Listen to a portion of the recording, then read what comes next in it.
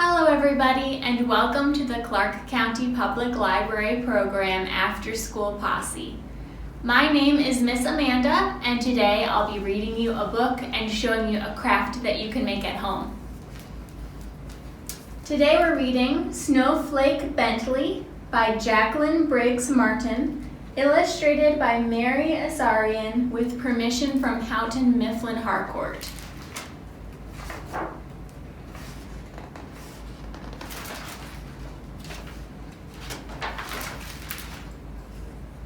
In the days when farmers worked with ox and sled and cut the dark with lantern light, there lived a boy who loved snow. He loved snow more than anything else in the world.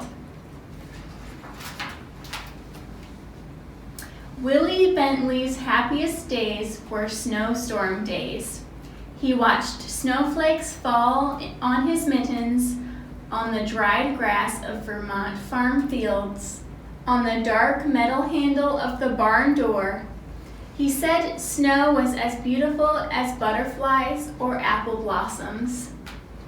Wilson Bentley was born February 9, 1865, on a farm in Jericho, Vermont, between Lake Champlain and Mount Mansfield, in the heart of the snow belt, where the annual snowfall is about 120 inches.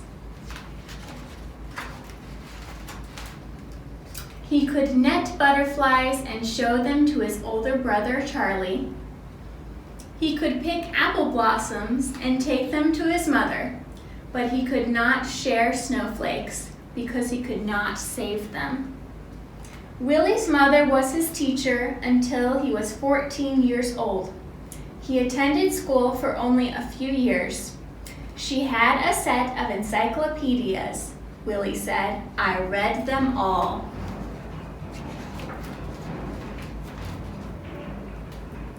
When his mother gave him an old microscope, he used it to look at flowers, raindrops, and blades of grass.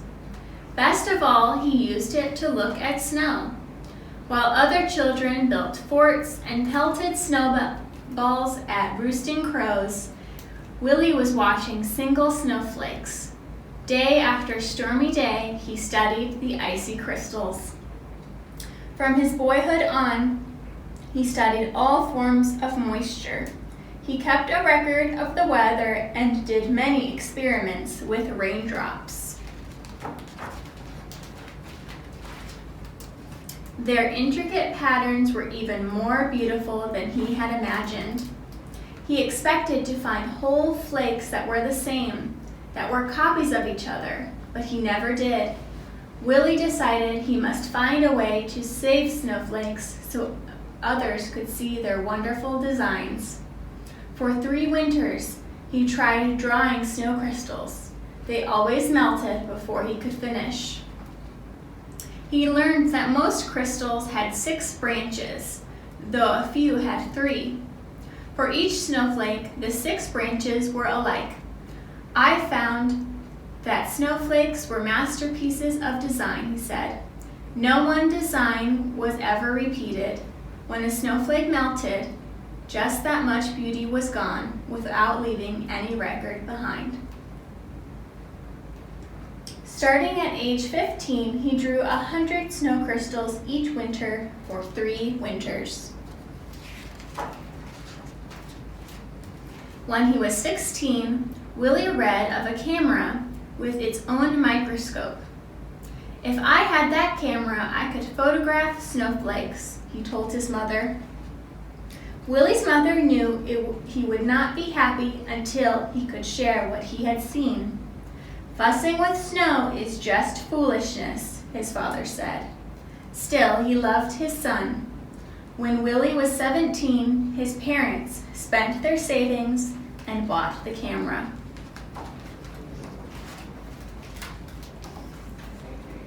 It was taller than a newborn calf and cost as much as his father's herd of 10 cows. Willie was sure it was the best of all cameras. The camera made images on large glass negatives.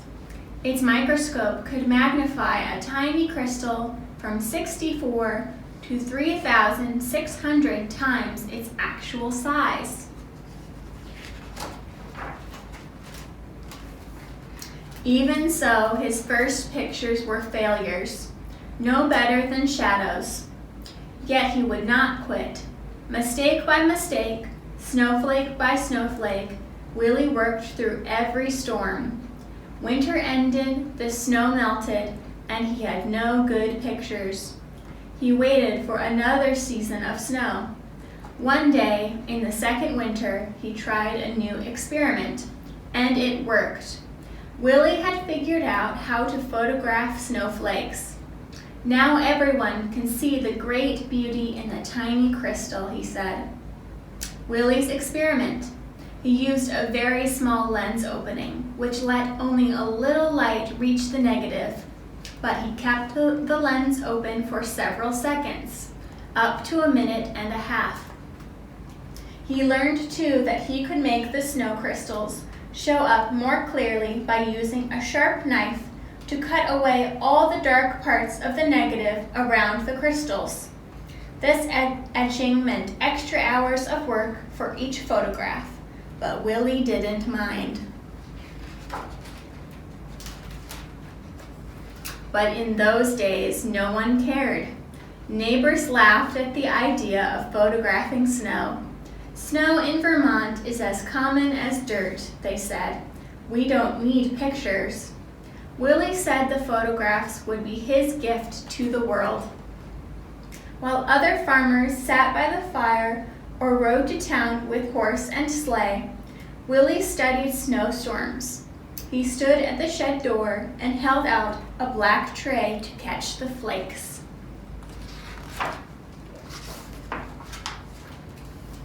He learned that each snowflake begins as a speck, much too tiny to be seen. Little bits, molecules of water attach to the speck to form its branches. As the crystal grows, the branches come together and trap small quantities of air. Many things affect the way these crystal branches grow. A little more cold, a bit less wind, or a bit more moisture will mean different shaped branches.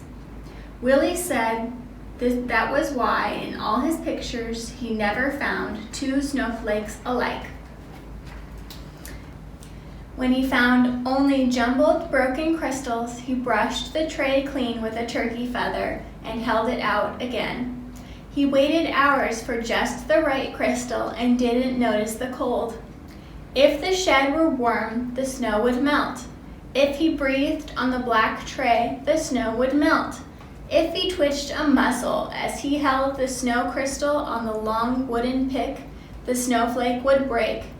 He had to work fast or the snowflake would evaporate before he could slide it into place and take its picture. Some winters, he was only able to make only a few dozen good pictures. Some winters, he made hundreds. The best snowstorm of his life occurred on Valentine's Day in 1928. He made over 100 photographs during the 2-day storm. He called the storm a gift from King Winter.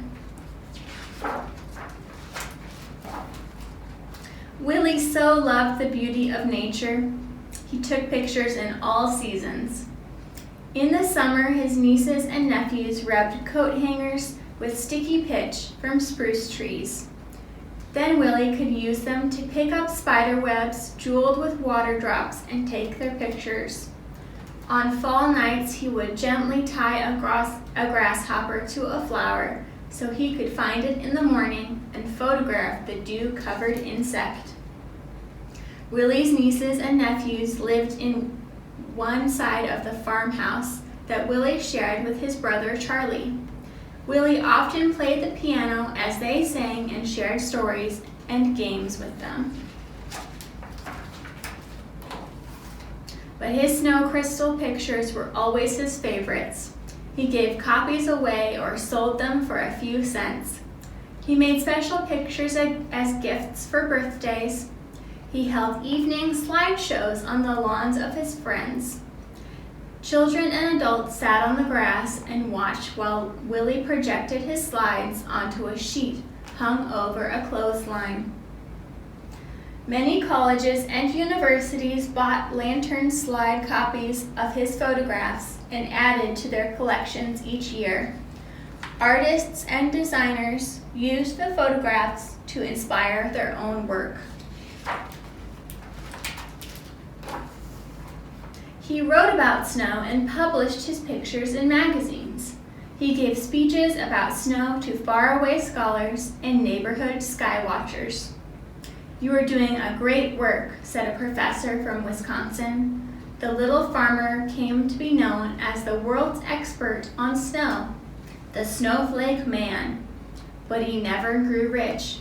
He spent every penny on his pictures.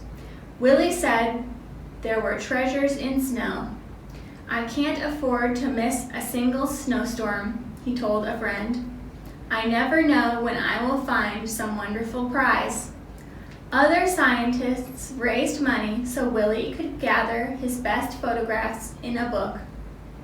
When he was 66 years old, Willie's book, His Gift to the World, was published.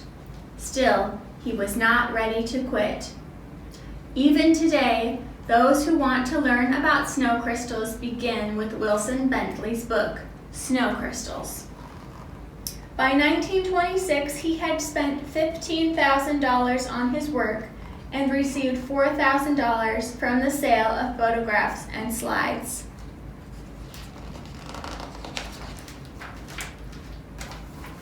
Less than a month after turning the first page on his book, Willie walked 6 miles home in a blizzard to make more pictures. He became ill with pneumonia after that walk and died 2 weeks later. A monument was built for Willie in the center of town. The girls and boys who had been his neighbors grew up and told their sons and daughters the story of the man who loved snow. 40 years after Wilson Bentley's death, children in his village worked to set up a museum in honor of the farmer scientist. And his book has taken the delicate snow crystals that once blew across Vermont, past mountains, over the earth. Neighbors and strangers have come to know of the icy wonders that land on their own mittens, thanks to Snowflake Bentley. The plaque on the monument says, "Snowflake Bentley, Jericho's world-famous snowflake authority." For 50 years, Wilson A. Bentley, a simple farmer, developed his technique of microphotography to reveal to the world the grandeur and mystery of the snowflake, its universal hexagonal shape, and its infinite number of lovely designs. The average dairy farmer gets up at dawn because he has to go to work in the cow yard. I get up at dawn too, but it is because I want to find some leaf hung with dew or a spider web, which the dew has made into the most delicate ropes of pearls. I take my camera with me, get down on my knees in the wet grass and photograph these exquisite bits of nature.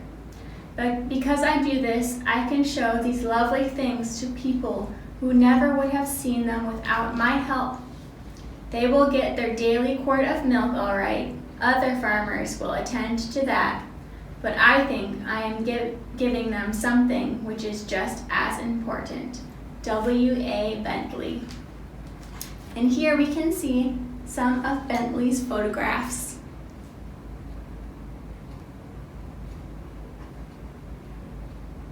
The end. Now I'll show you a craft that you can make at home. For our craft today, I've made a snow globe. For this craft, you'll need a jar and something to put inside it. I've chosen a tree. First, you fill up your jar with water and then add some clear glue and some glitter.